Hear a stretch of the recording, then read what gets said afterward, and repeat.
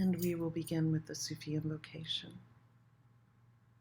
of pure immersion, Inayat Khan. Towards the One, the perfection of love, harmony, and beauty, the only being, united with all the illuminated souls who form the embodiment of the Master, the Spirit of guidance. Take the breath from the mandala of the mouth, blow it into the hands. The blessings of all the times this prayer has been said throughout the world since its transmission, and take that blessing into oneself. We'll be talking about gathering the fuel, and this is one of the ways we can do that.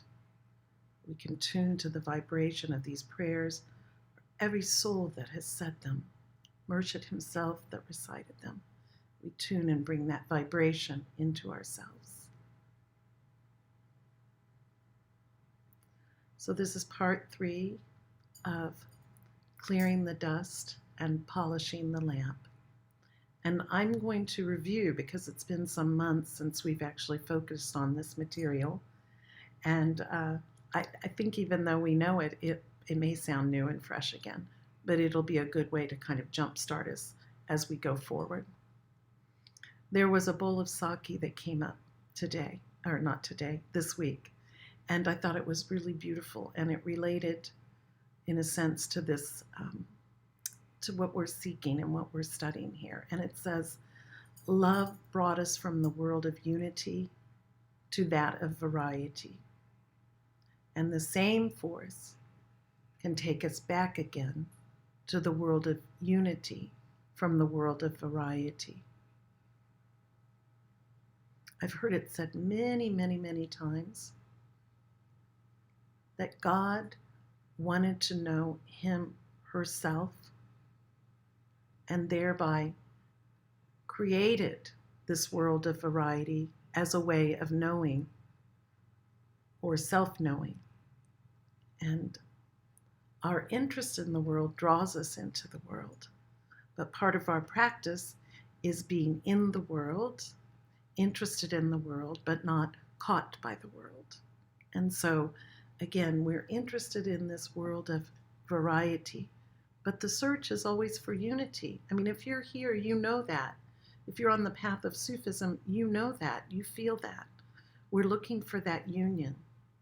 And we are fortunate to have this path, because we know so many people, if we just look around or listen to the news, that are seeking something in all kinds of materialistic and power ways. And we have these methods and these teachings that can take us inward to that essence of love and unity. So in review, I'd like to read some passages from the Gathas. And this again has to do with clearing the dust and polishing the lamp. The heart is the principal center, not the heart in the body, but the heart which is the depth of mind. For the mind is the surface of heart. The mind is the surface of heart. The heart and the mind are as one tree. The heart is the root, and the branches and the fruits and the flowers and the leaves represent the mind. Now we pause here and we think about this. If the heart is the root, and Murshid is likening it to a tree, we know that unseen world of the roots, we know this in a physical sense. I know that Dana knows this, and Nur Latifa knows this. Dana's Nur Latifa's husband. They're gardeners in a big way. You know that the soil has to be prepared. It has to be turned, it has to be fertilized, it has to be rotated, it has to be tended to. And in the same way, that heart space must be tended to. Because what arises from that begins to be a production of mind, And the mind interprets this external world in certain ways based on that. So we want to, again, we're clearing the dust and polishing the lamp. Back to Murshid's words. The heart is at the bottom of thought, imagination, and all. Feelings belong to the heart, thought to the mind. So there's this subtlety. Again, we could think about gardening. It's maybe a Zarat metaphor. So we plant something and it remains in the dark, and we nurture it with water and light. The water can be our practices, and the light can be the light of the practices and the light of the vibration. And then something starts to emerge. In this way, also things emerge from feelings into the mind. If we're not careful, we're not mindful about it, these feelings can get away from us, and they can produce impressions on the mind that can be not so helpful or healthy. They can hurt us, in fact, and they can hurt others. So we're wanting to look at this more deeply. And this whole class is going to be dedicated to this cosmology. Okay. Murshid goes on to say, plainly speaking, the depth of the heart and the surface, the depth of mind is heart. So he keeps going over this and over again. The depth of the mind is heart. So what's beneath it? And the surface of the heart is the mind. Mind is a receptacle of all to which it is exposed. Mind is a receptacle of all of that which is exposed. It's like a photographic plate. And therefore, all conditions, happy or unhappy, all actions, good or bad, all that is beautiful or void of beauty, become impressed upon the mind. Now, Murshid talks about this in other parts of the teachings. He talks about it like here he's talking about it as a photograph, but he also talks about it as a record. Those grooves, habitual thought patterns, self-talk can be part of that. It's an impression that remains. And sometimes those impressions are wonderful and beautiful, but sometimes they can be harmful to us. We know that. We can sometimes have habitual thoughts that we wish we could sort of eliminate or transform into something else. So here now Murshid's giving us some teachings on this. So Murshid talks again about its first impression is on the surface. And as the surface or the impression is retained in the mind, it reaches the depth of the heart. So both ways there's communication, from the internal to the external, outward, and the outward to the inward. So think about that juxtaposition and communication between the two. And Murshid says again, it's like a photographic plate. Once it's developed, the impression becomes clear and deeply engraved. Well, I think what we all want to have clear and deeply engraved on our hearts is God, presence, love, harmony, beauty. But there are other things that arise. And that's natural. It's part of the stress of our everyday life and complications that can arise in relationships and challenges. But that's also so beautiful, because that's the very thing that can drive us deeply into our practices. I remember at one point, it was probably in the 80s, I was involved with the Native American tradition as well as the Sufi tradition. But I was I knew it was a time of transformation for me. I just knew it. I knew that the old ways of thinking had to change. I had to break down some boundaries and barriers. So I threw myself into weekly sweat lodges.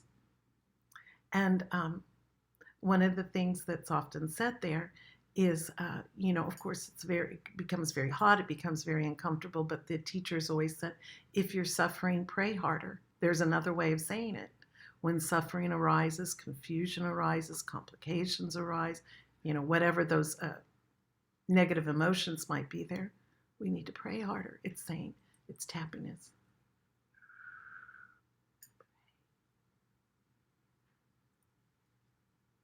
They could be our meditation companions, all those things. So let's do a brief practice here. Again, as we began this session, we're going to breathe into the heart. And you might almost think about that using the metaphor of preparing the soil. You could be looking into the surface of the heart. And maybe there's some little weeds or little stickers there, things that are in the way. We can gently remove them, and we use the breath. And we can just imagine that we're releasing that energy. Any tension, anything that feels uncomfortable.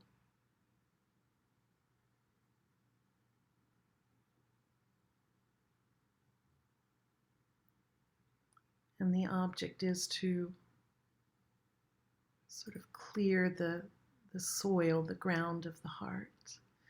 And what we bring into that is richness and the capacity to feel deeply,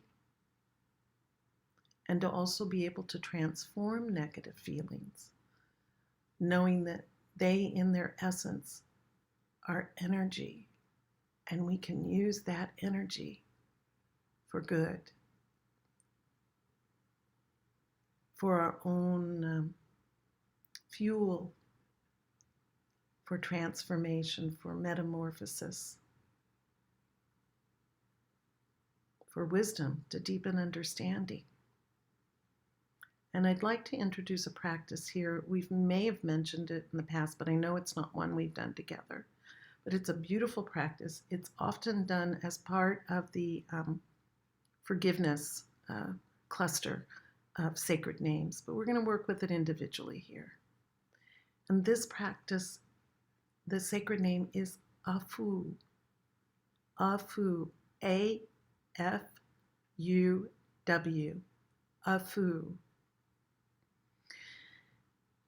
Afu is, if I would say it simply, it's like the divine presence that pardons, the divine presence that clears away, sins or indiscretions. It's the divine quality that understands and has compassion for our limitations. And with this quality, it's often said that, and I love this metaphor, is that it's like the breath or the wind blowing. We could say it's the breath or the wind that blows across the heart, but we could also say it's it could be the visualization you could use as like, and you've seen those pictures. I've seen it in reality because I live there in the dead quarter of the Sahara, but the wind's moving and shifting all impressions. Or like a blackboard, when you have all this stuff written on it and you take cloth and you just wipe it clean. That could be a fu also. So we're clarifying and we're revivifying, and we're using the breath with afu, afu. And let that breath continue. And you're blowing away the impressions. Okay, shall we try it together?